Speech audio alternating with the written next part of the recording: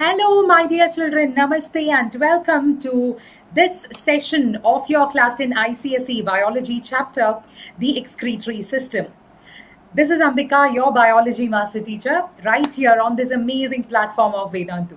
Okay, so let's get started. And as always, with a positive quote. So this is what I have for you today. No matter how you feel, get up, dress up, show up, and never ever give up. Because at the end of it all, what matters is how you take that particular day, how you look at that particular day. There may be instances where all of us may feel negative and depressed about things that are happening, but then it's just another day, and that too shall definitely pass. And good times are always waiting. Okay, so here we go. I would like to share some exciting piece of news with you, and that is about students of Vedantu who have bagged top ranks in IIT JEE, and it's a very, very, very proud moment for all of us here because this is by far the best results amongst all online classes. And as you can see, JEE advanced results, these are some of our toppers, as you can see, some of our super scorers. Look at all of those wonderful and hardworking, inspiring children. So definitely hearty congratulations to all of these children, their parents, and all their teachers who have worked extra hard. I would say extra hard, especially this year, because considering how things were so unpredictable and unfortunately there was no certainty in anything. Dates got changed, and classes, the type of classes which had to happen, the type of coaching which had to happen, everything had to change, right? But despite all of that, these children have done amazingly well. So certainly, children, please do remember to take inspiration from them. If they can achieve it, you can also achieve it. When I say achieve it, I don't specifically mean JEE Advanced or any specific exam. All I mean to say is that if these children can attain their dreams, can make their dreams come true, certainly you are also capable of achieving and making your dreams come true. Okay, so have that faith in yourself. And with that, let us look at the homework question we had in the last class.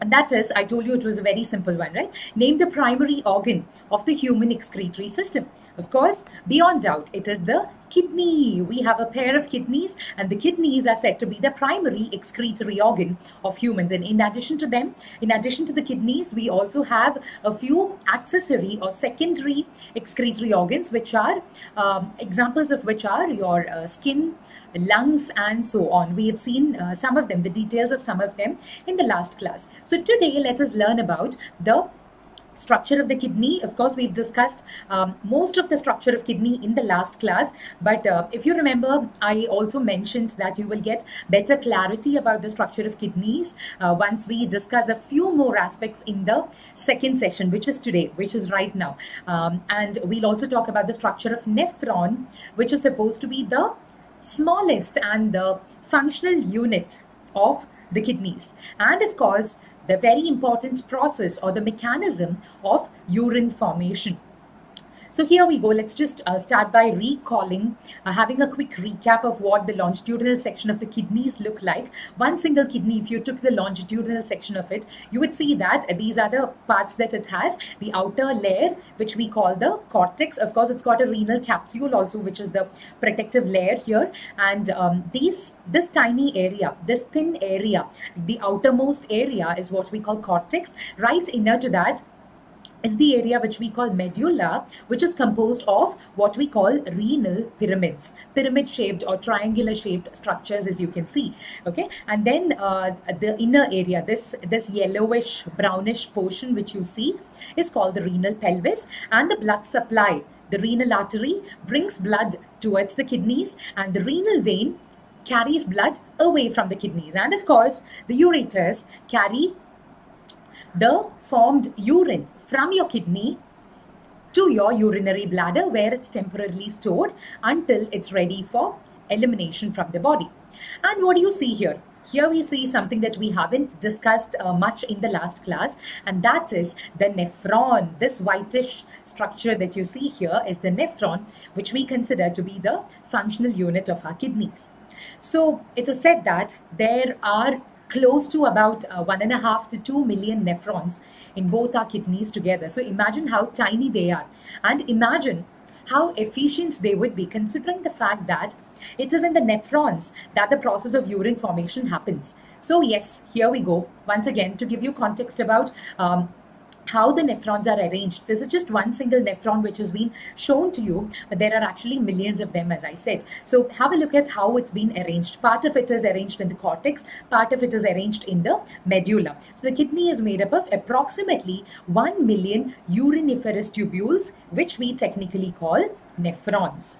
Okay, so there we go. We are just zooming into one of these nephrons, which, as is written here, it's a tubular structure and forms the structural and functional unit of kidney. Just like how alveoli form the structural and functional units of your lungs, nephrons form the basic units of your kidneys. So this is how they are arranged. The outermost layer of the kidney, which we call cortex, is what you see here.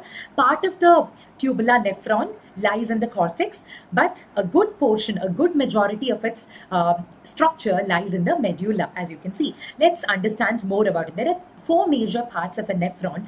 The first part is what we call the Bowman's capsule. Okay, this portion, this capsule-like structure, this mirror image of C, as I would like to call it, this roughly C-shaped structure is what we call Bowman's capsule. And the tubular part of the nephron follows the Bowman's capsule. The first portion of the tubular part is what we call the PCT, or the proximal convoluted tubule. Proximal convoluted tubule, because it's highly coiled, which is why we use the word convoluted, and proximal because it's the initial portion. Okay, and the next part is what we call the loop of Henle, which is what has been abbreviated here as LOH, loop of Henle, or it's also called the Henle's loop. And then comes the next portion of it, which is called the DCT, or the distal convoluted tubule. Okay, proximal comes first, distal is at a distance or farther away from the Bowman's capsule. This is why the name. So Bowman's capsule, PCT, loop of Henle, and DCT. Loop of Henle, to make it easy for you, just remember it as this U-pin. You know what a U-pin looks like, right? The hairpin, U-shaped hairpin. What it looks like. It's roughly shaped like a U-pin. A U-shaped structure is what we call loop of Henle.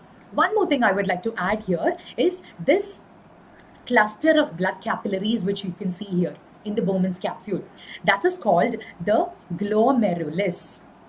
It plays a major role in urine formation, because it's important to have it in mind that where is urine formed from? It is ultimately the blood from which unwanted materials are filtered out and getting eliminated in the form of urine. So obviously, blood supply to the kidneys have to be very, very efficient. Okay, so let's move on. Let's look at them part by part, starting with the Bowman's capsule. So we've zoomed into only the Bowman's capsule here. Bowman's capsule, as you can see, is a very, very thin-walled structure, and it's cup-shaped, a C-shaped, right? I told you, a cup-shaped structure, which is why it's called capsule in the first place, and it's a hollow ball-like structure. Okay. Now, the outer concavity has a knot-like mass, which we call the glomerulus. What is drawn here in yellow is what we call the glomerulus, the blood supply. Okay, so let's look at the nephron part by part, starting with the Bowman's capsule, which is the first part. So Bowman's capsule, as you can see, is a thin-walled, cup-shaped structure. You can also say it's roughly a hollow ball. And as you can see in the convex portion, in the outer portion of the concave side of the Bowman's capsule, there is a knot-like mass, which is called the glomerulus, which is the tuft of blood capillaries. The Bowman's capsule plus the glomerulus, together, this structure, okay, together we call it the Malpighian capsule. Bowman's capsule plus the glomerulus together is called the Malpighian capsule, which is also known as the renal capsule. So be familiar with all these names, because it's important for you to understand, as all of these concepts have a lot of scope in your section B when it comes to your final board exams. Okay, so as you can see here, this is what it is, as simple as that. Bowman's capsule with the glomerulus inside, which is bringing the blood into the Bowman's capsule, and that will ultimately get filtered out. Okay, so following the Bowman's capsule is the proximal tubule, or the PCT as we call it. Okay, so the initial tubular part which follows this capsule is what we call the PCT. Following the PCT is the loop of Henle. So I will mark the Bowman's capsule here, I will mark the PCT here, and this U-shaped portion is what we call the loop of Henle. It runs in the medulla. Have it in your mind what exactly is the cortex and the medulla, children. Cortex is the outer layer of the kidney. Medulla refers to the inner layers of the kidney. Okay, so loop of Henle, basically, because it's running like a U-pin, it runs in the medulla and returns back into the cortex. Okay, then comes the DCT. DCT lies in the cortex and it opens up in the collecting duct. We call this portion a collecting duct or a collecting tubule. So as you can see, the collecting tubule is actually a portion which receives the DCT of many different nephrons together. So there would be many different collecting ducts, and eventually they would send the urine which has been formed in these nephrons to the inner portions of the kidneys. Okay, so coming back to the general appearance of the kidney, as you can see, the cortex of the kidney, which is the outer portion, what is marked as 1 here, appears a little dotted, more or less dotted, because of the presence of Bowman's capsule and PCT. Children, pay attention to this, because this kind of a diagram, I have seen it's been asked in many previous years' question papers in section B, because diagram-based questions are one favorite for the ICSE board exam. The image might be given to you with numbers like this without mentioning what parts they are. So you would have to write the answers to the questions based on your understanding and based on how you have imagined and you have visualized the position of the nephron in these parts of the kidneys. So yes, the presence of the Bowman's capsule and the PCT is in the cortex, and that is why the cortex looks dotted, more or less dotted in appearance. And the inner portion, which is the medulla, is where loop of Henle and collecting ducts lie. And because of that, it's got a striped appearance, marked as 2 here. Okay, now here is an interesting fact for you. Each tubule, okay, each kidney tubule is roughly around 4 to 5 centimeters long, and both the kidneys have approximately 2 million nephrons. And look at this, the total length of all the tubules connected together is roughly around 60 kilometers. Imagine that much is packed inside your kidneys. And how big are your kidneys? They're not too big, right? Roughly around 10 centimeters in length and 6 centimeters in width. That's it. And within that, there is a distance of around 60 kilometers that's running. Wow. Okay, now coming to the blood supply to kidney tubules. So as you can see, you know what the glomerulus is by now. So we have a structure called the afferent arteriole. I want you to go back to the previous session, what we discussed about the renal artery. Remember, renal artery brings in blood supply to the kidney. The renal artery, with its branches, the different arterioles, branches further in, and afferent arteriole is what brings blood into the glomerulus. Okay, and then as you can see, the efferent arteriole is what carries blood away from the glomerulus. Afferent arteriole brings it into the glomerulus. Efferent arteriole carries it away from the glomerulus. So A comes first, then the glomerulus, and then comes E. AGE, age, if that makes it easier, any easier for you to remember this. Okay, afferent, glomerulus, and efferent. Okay, so what is the importance? As I said, it is this blood which gets filtered in the Bowman's capsule in order to get started with the process of urine formation. And what are all those blood vessels which you can see? They are the what we call the peritubular capillary network, which run parallelly all around the nephron. We can say there is the nephron is basically wrapped in a network of blood capillaries called the peritubular capillaries, and it is present for a very important reason which you will understand within the next few minutes. Okay, children, so let's take a very quick break now, and here we go. I really hope all of you are aware about this, that KBC 2020 is around the corner, and this time they've got what we call a student special week. And here, being sincere students of Vedantu, and Vedantu being the official learning partner of KBC this season, we present to you a very, very simple thing, and that is a golden opportunity to get closer to the KBC hot seat. All you have to do is play V-Quiz every day, 11 a.m. and 7 p.m. on Vedantu app. Okay, don't miss it. So keep playing V-Quiz every day till the 18th of October and get a chance to get shortlisted for KBC. So download the app, download Vedantu app from Google Play Store right now if you haven't done it yet, because this is definitely a golden opportunity. Okay, so now something that is very, very useful for you all, because these are some of the problems, a list of the major problems that most children face this year, because 2020 has been a year of online schooling, online training, and online education, online everything, literally. So most children come up to us and say that they've got plenty of doubts which are left unanswered, because unlike proper school, online education, probably, like, since your school is also happening online, maybe it's got some gaps also. Improper notes, you don't have systematic notes which are readily available, or you don't know how to make your own notes. Tests and assignments, because the manner in which tests and assignments are designed itself has completely changed. Then competitive exam preparations, choice of schedule, choice of language, all of this is a major problem.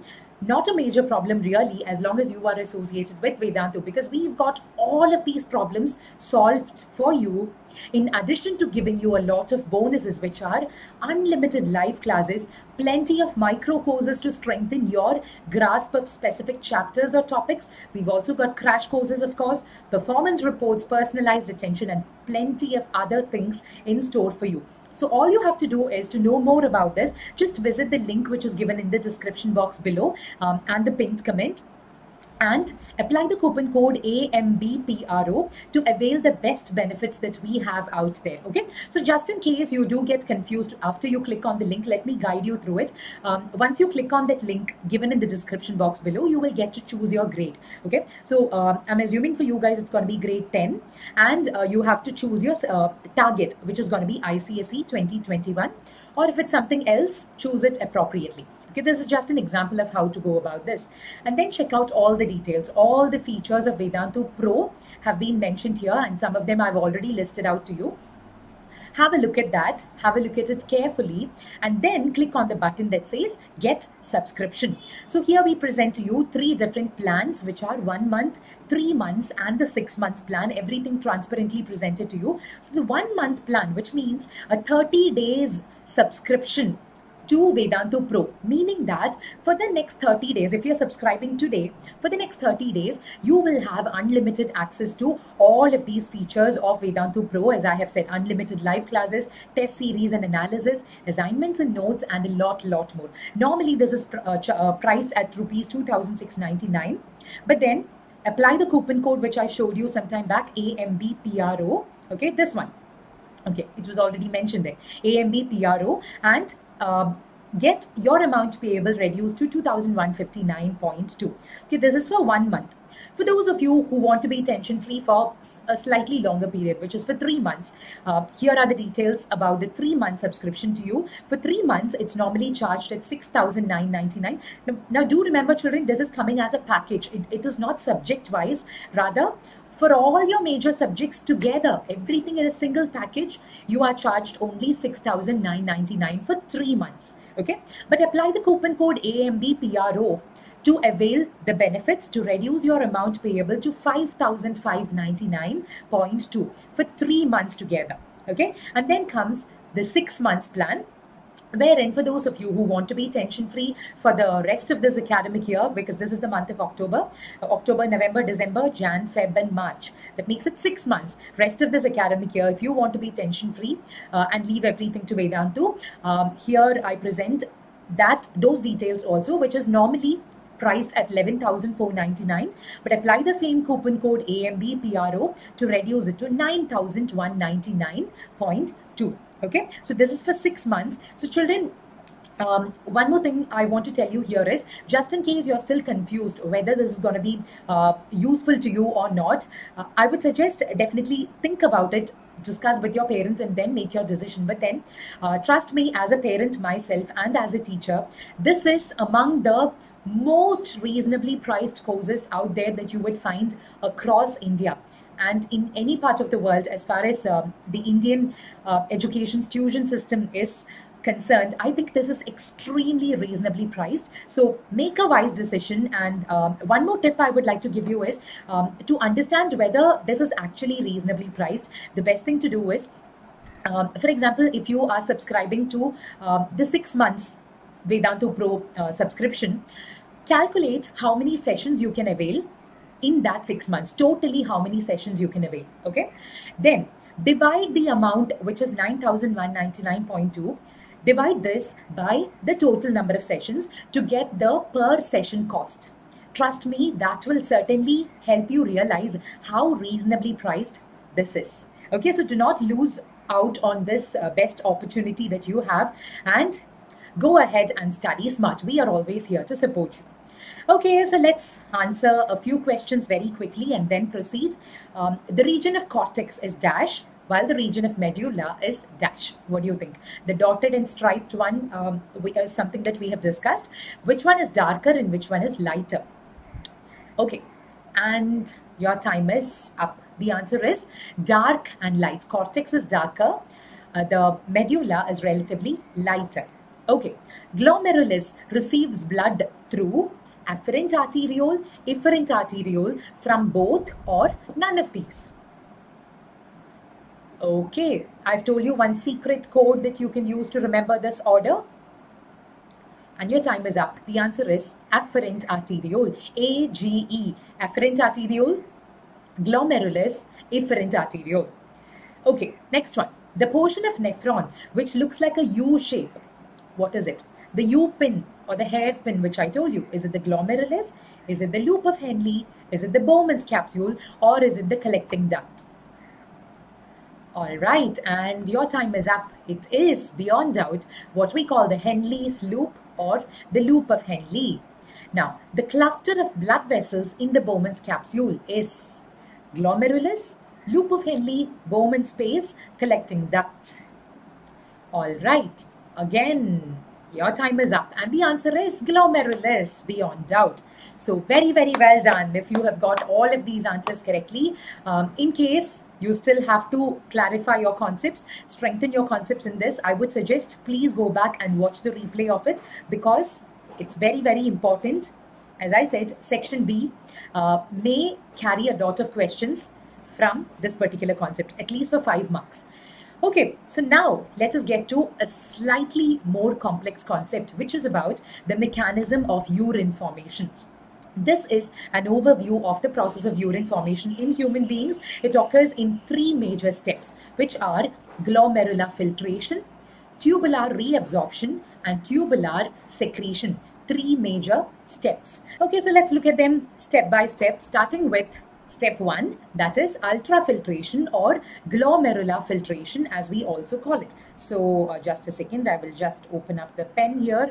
All right, so remember, it's also called the step of glomerular filtration because it's occurring at the Bowman's capsule, because the glomerulus is also in touch with the Bowman's capsule. So what you see here marked as the Bowman space is actually the hollow space which is enclosed within the Bowman's capsule. Okay, so yes, it is the glomerulus, and as you can see here, it is the afferent arteriole which brings in blood, and at the glomerulus it comes in, and what happens is at the junction of the Bowman's capsule and the glomerular walls, diffusion or filtration happens. What filtration? Filtration of a lot of the blood components happens, and a lot of these components enter into the Bowman's space. That is why you see these arrows entering into the Bowman's space from the glomerulus.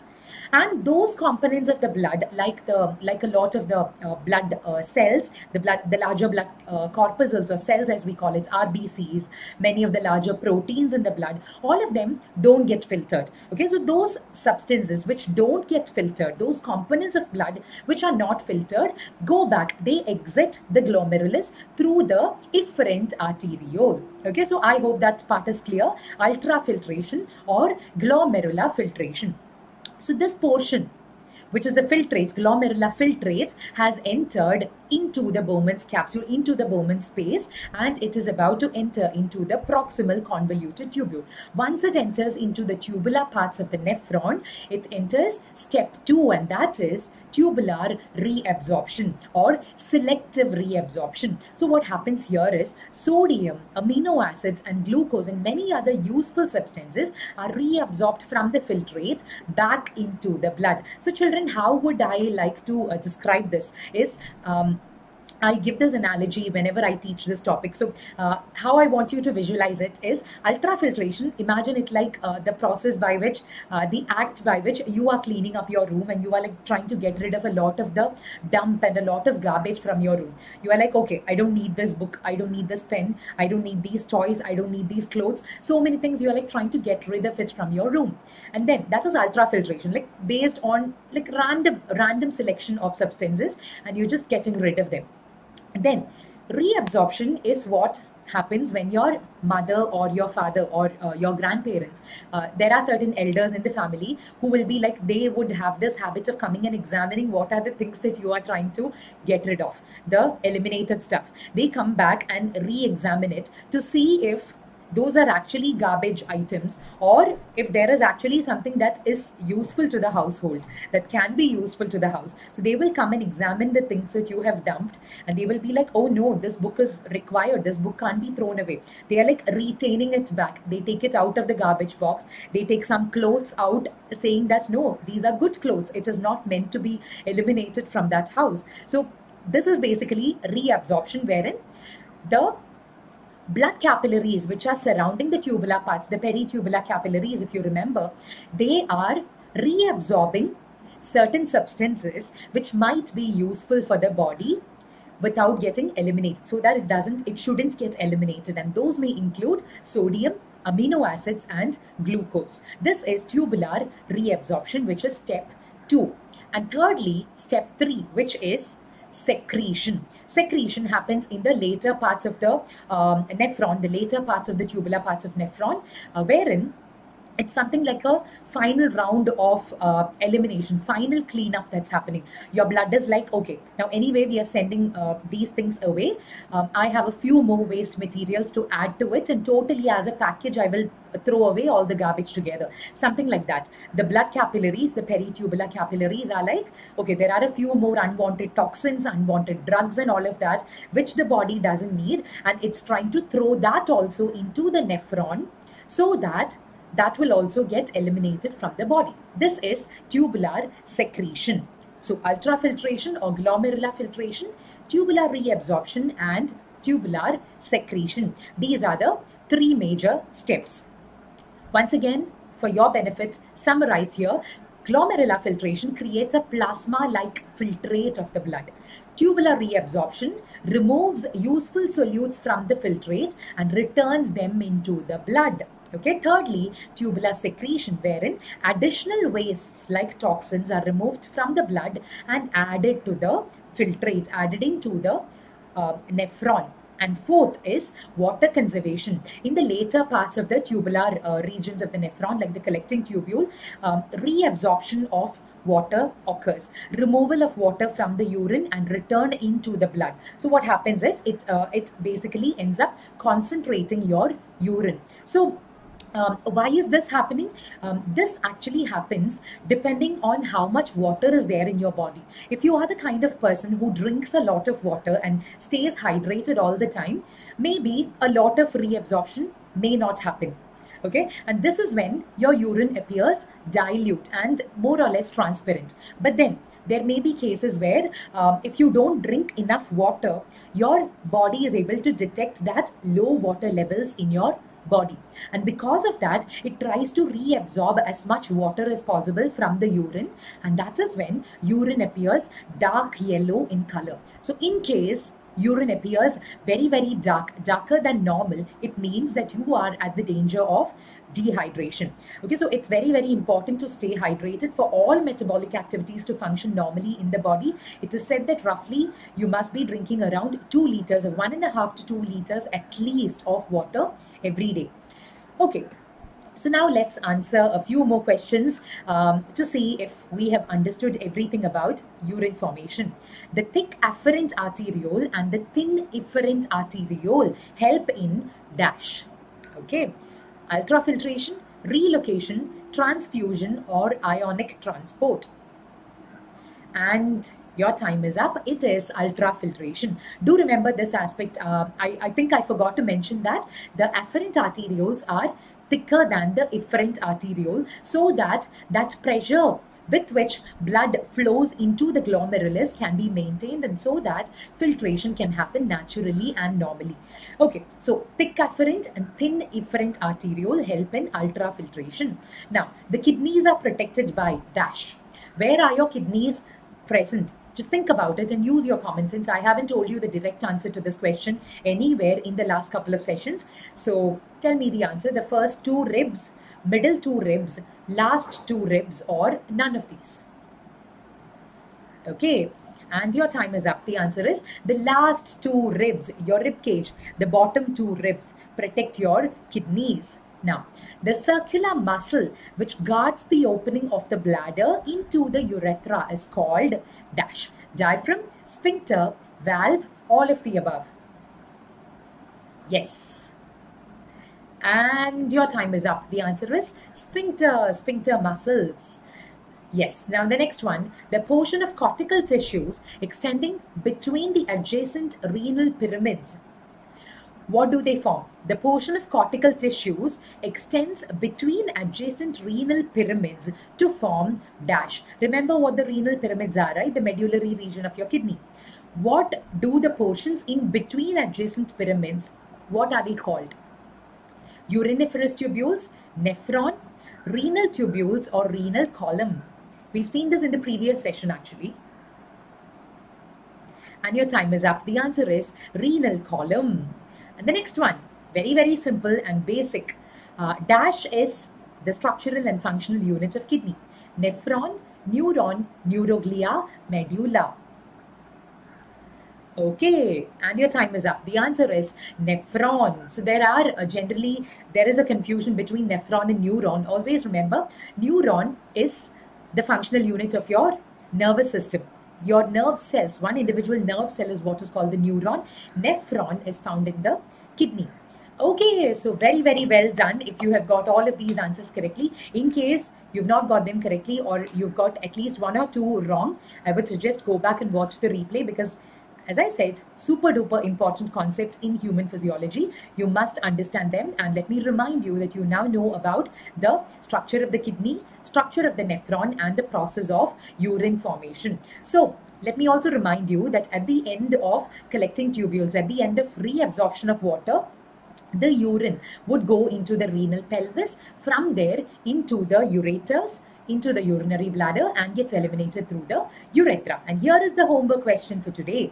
The amount of blood filtered by kidneys each day is dash. I told you urine is formed by filtration of the blood. How much of blood do you think is filtered by your kidneys each day? Okay, do your bit of research to give me the answer on that, and let's see who's coming up with the first answer. And in the meantime, do remember to visit the link given in the description box below. Check out the details of Vedantu Pro subscription courses and use the coupon code AMBPRO so that you can avail the best benefits out there.